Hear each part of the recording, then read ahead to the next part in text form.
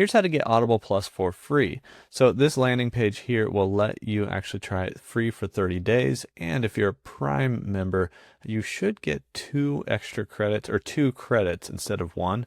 But basically there's a link in the description. It's a shortcut link to this landing page here where you can sign up for $0 and get 30 days free if you haven't already done the free trial.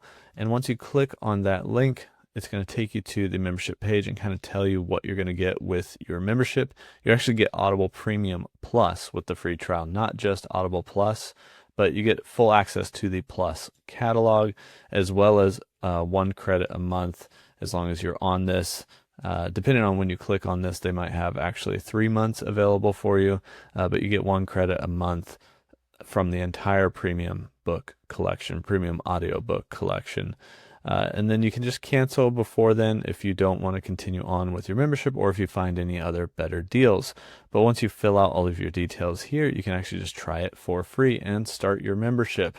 So that's how you can get Audible Plus for free. There's a link in the description down below that will take you to that free trial page.